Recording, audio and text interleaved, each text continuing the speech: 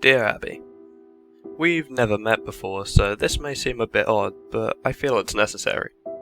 My name's Jay, for starters. I work the checkout line at the grocery store up on 67th Street. You know, the one with the parking lot that's way too big for the actual store itself. Yeah, that one. I'm 24, fairly tall, and have a rather scraggly appearance. You probably wouldn't recognize me if I came up to talk to you. I don't have a very memorable face. I don't really know why I'm telling you all this, to be honest.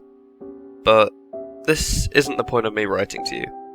I was working late at night yesterday. It was a very average day for the most part. Nothing too exciting happened, but you'd be surprised how interesting this job can get at times. I've been reading some book the guy that worked the counter the shift before me had left. It was some crappy murder mystery, chock full of cliches, incredibly boring, if you ask me. But it's something to do, I guess. When you showed up, though, my whole night changed. Don't know exactly what it was about you that caught my attention at first, but as soon as I saw you, I got this odd feeling. A weird mix between excitement and terror. That's the best way I can describe it. I saw you walk into my line and I quickly composed myself. I'd been slouching down in my chair for a while since I rarely ever get anyone in my line. It was only when you got closer that I realised what about you had caught my attention. You were absolutely beautiful. You walked up and said hey, and handed me your cart. I could tell by the way you were talking and the way that you looked you were very sleep deprived, though this wasn't surprising considering how late it was. After a second or two of awkward silence, I realised that you greeted me. I suddenly forced out "Hi" in response. I cursed myself out mentally for that one. I sat there for a second, trying to focus. "What's your name?"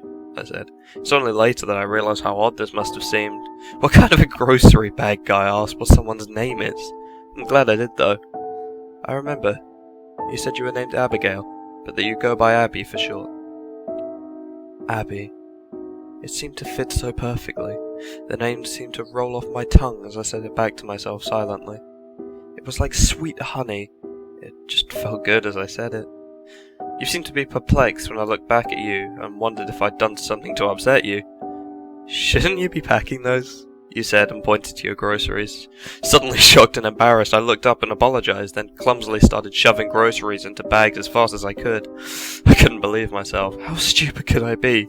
But when I looked up, I realized you were laughing. You're kinda cute, you said. I tried to play it off cool, but I was obviously thrilled. A girl like this thought I was cute. You are too, I said as I hastily packed the rest of the groceries. As you walked out, you turned around as you reached the door and said, "Have a good night." I'm guessing I looked pretty stupid writing all this down. You probably still remember it. I mean, it did just happen yesterday. But I went home ecstatic that night, and with all the confidence in the world. I feel like it's almost unreal writing it back here. Anyways, I wanted to write you this letter, Abby, to tell you that I love you. I don't know what it was I felt that night, but it was some weird mix of emotions. All I know was that even in that small little transaction we had, I felt as if there was something between us. Please write me back soon. Sincerely, Jay. Dear Abby, it's been a week since I sent my last letter and I still haven't gotten a response, but that doesn't matter. How have you been? My life's been just as normal as usual. Get up, go to work, go to bed. I live in a really shitty apartment, but I guess that's what you get when you work as a grocery bagger. I've thought about you a lot lately, and I sometimes wonder if you still remember me. I saw you again at work today. This time was at a more reasonable hour, thankfully. I didn't want to bother you to see if you'd approach me on your own. You came to my line again, which made me absolutely thrilled. This time, I was less nervous. I was going to act normal no matter what you said or did. I wasn't going to let a girl like you slip through my fingers. As you walked up, you muttered something that was too quiet for me to make out, and waited at the end of the counter for me to finish packing your groceries. This obviously wasn't what I had expected, but it wasn't all too bad. You didn't seem to feel anything at all, actually. I was expecting you to either come up and talk to me or avoid me like the plague, but instead you just walked on through as if I was another stranger. This makes me wonder if you got my last letter. You should check your mailbox more often. There was one moment when I felt something there. I looked over briefly to see what you were doing, and at the same time you seemed to look up at me to see how far along I was. Right then, our eyes locked. Only for a second or two, but in those 2 seconds I saw you so much more than I'd seen the last time. I felt as if I'd known you for years, like I knew all of your intricate feelings and emotions. Did you feel anything like that with me? Shortly after I'd finished packing your bags, you paid and walked out. Obviously, this was a pretty normal process for me, considering I do it about 50 times every day, but I'd been determined since the night I wrote you that letter that the next time I saw you I was going to get more out of it. Kinda screwed that one up. I wasn't satisfied with it. I had to have more. There's a little room in the very back left corner of the grocery store designated for staff. In there, I know they keep all the security footage from the day. All staff are informed of this and the security cameras' locations when they're hired. Luckily for me, there's one position right next to my counter. I waited until the store closed up and everybody left. Then I went in. After flipping through a few of the TV screens, I found the one that was connected to the camera by my counter. I rewound it until about when I remember you coming in. After a few minutes of scanning, I'd found it. There you were. I paused on the best still shot I could find. I knew the camera wouldn't do you justice, but it was the best I could have for now. Having a longer look at you, I realised how truly perfect you were. Every individual feature of your body, your hair, your face, your legs, your chest, was just perfection. I rewound the tape to when you'd first came up to my line a few times. I couldn't help myself. My eyes were glued to the screen. After a few minutes of consideration, I popped out the tape and shoved it in my pocket and drove home. I knew I wasn't allowed to. I could very well be fired for taking such actions, but I couldn't help myself. I had to have you with me at all times, even if it means losing my job. Abby, I love you. I love everything about you. I think about you constantly now. Do you feel the same way about me, Abby? I just want us to be together. Forever. Right back soon. Yours truly, Jay. Dear Abby, it's been 3 days and I still haven't gotten a reply. Why don't you want to talk to me? I'm still unsure if you got my last 2 letters, so please tell me if you have. So I got fired from my job. They found that missing tape. I got a call from the store owner, my boss, at 6 AM on Monday and was told to come in immediately. They were having a mandatory staff meeting. When I got there, all the staff were gathered around a small table with the owner at the head of it. Once everyone arrived, he told us that apparently there'd been a minor robbery yesterday that had about $200 worth of stuff taken, and the one tape that would have shown who the culprit was the one I had taken. Just my luck. He told us that no one was going to leave the room until someone confessed. After a few minutes, I finally gave in. I told him everything about how I felt, as if me and you had some kind of connection. After explaining the whole story, the entire room was just staring wide-eyed at me. After I finished, I sat there in silence for several seconds. Suddenly, the store owner broke the tension. "Jay, you're fired. Get out of here and don't come back," he said. I did as I was told, and I got out there as fast as I could. Stupid prick. He's always treated me like shit. He's been on my case since the day I got the job. Like, I swear he's just been waiting for me to do one little thing that could justify firing me. And the one time I slip up, he finds out. Why didn't he understand, though? Doesn't he get that you and I are meant for each other? Any rational man would have understood. Anyone but in my situation would have done that, right? I've been searching you up lately, Abby. With no job, I have all the time in the world to spend learning about you. Do you know how much you can find out about someone with just a first name and a town of residence? I found out your last name's Merritt. Oh, what a beautiful name, Abby Merritt. I can't help but say it aloud whenever I think of you. I also found that you're 24, and you only live a mile away from me. I drove down to your apartment complex today. It looks very nice, much nicer than where I live. I asked to see you multiple times, but I was told you weren't there every time. I felt more and more discouraged every time, but I was determined. After a few hours of asking, I decided to stay back in the parking lot for a while waiting for you to come back. And after many hours of waiting, you did. It was late at night, around 10 I believe. I saw you pull up in your car and get out. I felt a sudden rush of warmth at seeing your face again. I now have the security camera tape to look at, but it doesn't compare to seeing you in real life. I made sure to record it for later when I was home, this time with a much higher quality camera. I wanted to capture as much detail as possible. I didn't know the next time I would see you, and security tape wasn't enough for me anymore. I asked the woman at the front desk multiple times what your room number was, but she refused to tell me. She thought I was some kind of creep. See, Abby, these people don't understand us. They don't understand what we feel for each other. I ended up waiting in the parking lot a little while longer until someone came out. After chatting to him for a bit, he told me what your apartment number was. He didn't want to at first, but I made him. You'd be surprised what you can make people tell you when you hold a knife to their chest. Don't worry, I didn't hurt him too bad. But we can't have someone interfering with us. Don't you agree, Abby? I'm sick of all these people trying to keep us apart.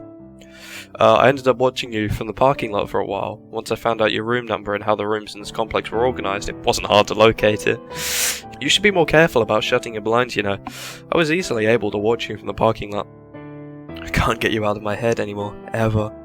All I do is watch that video I took of you over and over. Abby, I want to be with you forever. I want to wake up in the morning to see you next to me in bed. I can't wait until the next time I see you again. Love, Jay. Dear Abby, I have some really exciting news, Abby. I'm moving in with you. Aren't you excited? We can spend hours and hours together. It'll just be perfect. Let me explain. My job paid just enough that I could make rent and pay for food every week. Because of this, I had little to no money in savings, nowhere near enough to last a very long time. When you take that money flow away, it doesn't take a whole lot of time until you have nothing left. I was able to get by for a few days, but just today I got evicted. This could actually be better than I had originally thought. I wouldn't be surprised if that guy that gave me your room number has been able to contact the police by now. This way they won't be able to find me, and we get to spend all the time in the world together. It's perfect, isn't it? I made sure to bring all my photos I've taken with me though. My cameras, of course. You should really tell whoever's managing your apartment complex to get better staff. I went up to your room and knocked on the door, but I got no answer, so I decided to get in by other means. After scanning the footage I took from last night over a few times, I noticed that you have a ventilation shaft in the corner of your room. Not surprising, considering how hot it can get in summer here.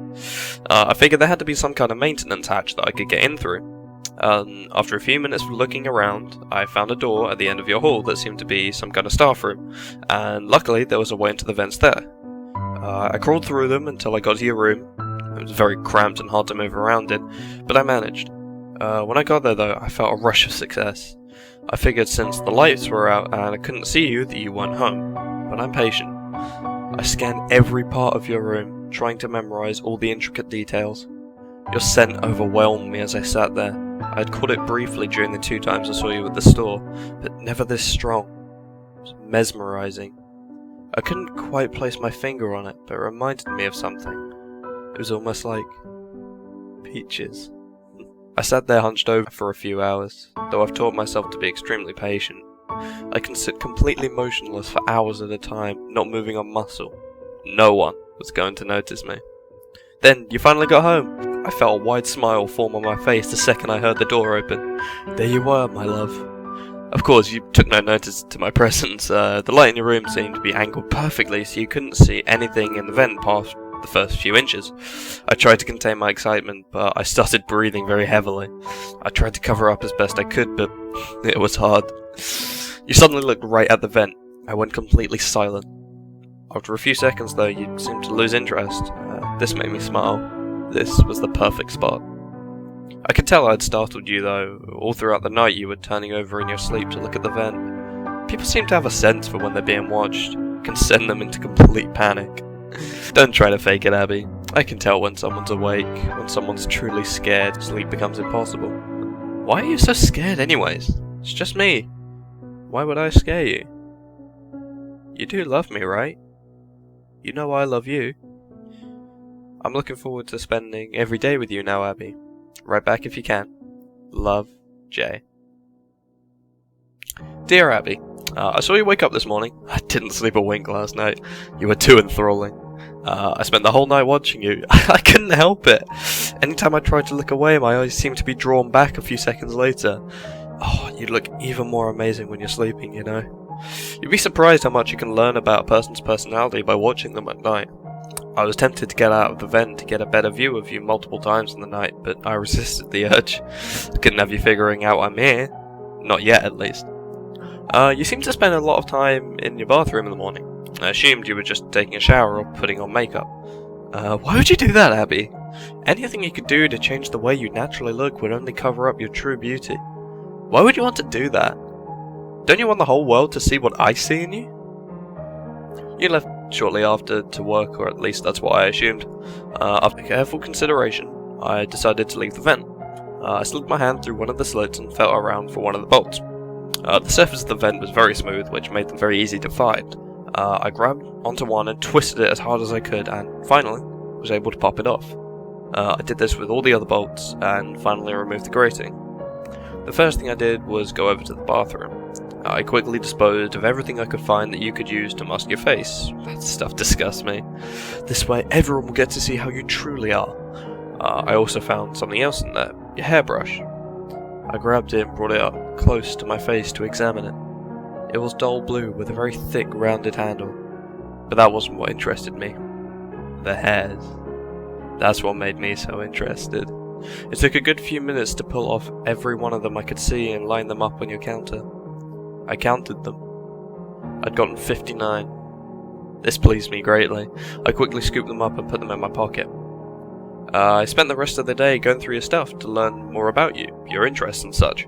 I take it you're quite a big movie fan, Abby. I found your collection in the back of your closet. I have to say, it's quite impressive. I found something else in there that made me mad. A picture of you with another man. It disgusted me just looking at it, holding you like he owned you. I'm the only one that can have you, Abby, no one else. At about 8:30, I considered starting to get back into the vent, since that's usually about when you get back from work. Then I had another idea. I looked at your bed. The blankets hung low enough to the floor that you couldn't see underneath the bed unless they were lifted up. I first screwed the vent grating back on and slowly slid under with a smile on my face and waited for you to get home. When you finally came in, you looked completely pale, and I noticed someone else came in behind you. They were talking to you about hearing noises coming from your room throughout the day. I mentally yelled at myself I would need to be more careful from now on. Going under the bed had been a good idea though, since obviously your first thought was to check the vent. You thanked the person and they left. Finally, you and I were alone. I sat there in silence until you went to bed. It seemed to be an eternity before you did. I wanted to get a closer look at you tonight, and this was my chance. You got in bed and turned off the lights. I was cautious though. I waited for hours to make sure you were asleep, and when I was sure you were, I slowly slid out from under the bed, and I saw you there. You looked absolutely stunning. Every curve of your body was perfect, every little detail was beautiful. I was in awe just looking at you. I reached out my hand and started to stroke your face. It was soft like silk. Suddenly, you seemed to turn and started to wake up. Horrified, I quickly slid back under the bed, trying to be as quiet as possible. A few seconds later, I saw you get out of bed and look around. I could sense your fear even without looking at you. You should feel calm with me around you, Abby. I'll protect you, Abby. No one will ever touch you but me. I'd kill someone for you, Abby. I made sure to pay attention today. You didn't bring in my letter from yesterday or any mail at all. You must just not check your mailbox. I'm gonna change that though. I'm gonna leave this one on your desk tomorrow. Oh, I forgot to mention. I'm making something special for you. Check in your closet after you read this. Yours forever, Jay. Dear Abby, I spent more time working on the surprise while you were at work. You're really gonna love it, Abby. I've put a lot of work into it, you know? I spent a few hours today putting the finishing touches on it. I think it's finally ready for you to see. You got home about 8:30 again, and saw the letter laying on your desk almost immediately. I started to smile as you open it, waiting to see your reaction. It was really quite interesting watching your face. I could see all your different emotions and thoughts. You seemed to be confused at first, then shocked, then horrified. You started to shake violently and I saw that you were starting to cry. Do you not like me, Abby? Why were you crying? Don't you love me? Don't you love me? Everything after that was a blur. You looked over to the closet while still sobbing. You seemed to be contemplating whether or not to open it. Instead, you ran past it and out the door. When you came back, you had all my letters in your hand and started going through them. At some point, you seemed to break down and curl up on the floor, tears still rolling down your face. I could tell you were desperately trying to say something, anything. Anything, but you were paralyzed in fear. After about 10 minutes, I saw you look under the bed, in the vent, anywhere I could be. You see, Abby, I'm smarter than that. I knew you'd look in those places. I found a better place after I finished your surprise. You'll never find me here. No one will. Isn't it great? I can watch you forever and ever, and there's nothing you or anyone else can do about it. You hadn't found your surprise yet, though, Abby, and I could tell you were still thinking about it. I saw you look over to your closet. I knew you wanted to open it, but at the same time you were nervous. What was going to be in it? What would you find? This couldn't last forever, though. You and I both knew that. I watched you slowly walk over to your closet, fumbling with the handle, trying to get a firm grasp on it. Suddenly, you flung the doors open and saw it. It was a scrapbook of me and you. I saw you flipping through the pages. You seemed to be shocked. Do you not like it, Abby? I got pictures of you and I when you weren't looking. Pictures of you sleeping, pictures of you at your computer. I'd scattered the hairs I'd collected throughout it, along with pictures of couples together. Of course, with our faces on them. I got that picture of you with the other guy and put it at the very back, except I didn't leave it like it was. I scratched that little prick's face off. I hate him so much. If I knew who he was, I would hunt him down and make him suffer. Don't you get it, Abby? No one can have you but me. You and I are meant for each other. No one else. I watched you sob for another 30 minutes, then get up and run out of your apartment. Shortly after, you came back with multiple policemen. This shocked me. Did you not like the surprise, Abby? Why would you bring these people into our room? They never find where I am, but if they did, it could ruin everything. All my work from the last few weeks would be for nothing. You wouldn't want that, right, Abby? I'm exhausted from today's work, and as much as I love you, I need sleep, Abby. Have a good night. I love you. Love, Jay. Dear Abby. Do you see what you've done, Abby? Do you see what you've done? I woke up at 8 AM to see you frantically packing your bags. I was confused at first, but then I understood.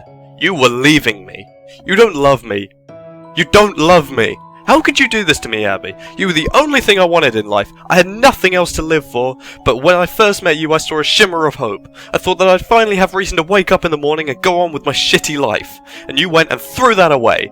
How could you do this to me, Abby? A few seconds after you left your room, I got out of my hiding spot and followed behind you. I saw you throw your bags on the back and then get in your car and start it. I wasn't gonna let you get away though, Abby. I would never let that happen. I ran as fast as I could to your car and smashed out the window and dragged you out. Did you really think you could get away from me, Abby? I had to hit you over the head to knock you out. You were making too much noise. Someone else, someone that doesn't understand, could have seen and ruined everything. Well, I had a plan for if you reacted like this. I drove out to the storage unit at the edge of town. I'd reserved a slot the day you decided to move in with you. I drove up and unlocked it. I grabbed you and carried you inside it with me. It had only been a few minutes, so you were still unconscious. I made sure to check through your pockets to make sure you didn't have a phone with you. I sat you down at the very back of the small room, then got in and lowered the door. I called the storage owner and told him that I'd visited my lot the other day and forgotten to lock it, and asked him if he would mind locking it for me. Of course he said yes, and I hung up. I then threw the phone on the ground and stomped on it to make sure it would never work again. Shortly later, I heard the owner come up and lock the door. About an hour later, I saw he started to get up. I first heard a very faint grunt, then I saw your legs start to move. Shortly after, you were fully awake. When you saw my face, you started to scream, which then subsided into a whine, and then a whimper. That's when you saw it. The one other thing in the room. My knife. It was obvious why it was there, and after a second or two of realization, you jumped and grabbed it. I looked you dead in the eyes and said, Abby, I love you. And then I felt the searing pain of the knife being driven into my side, and I felt it being pulled out and jabbed back in with great force. I could feel it go in each time, like a fire burning a hole through my chest. I fell to the floor, laughing while coughing up blood. I saw you back away, trembling, and sit back down in the corner. And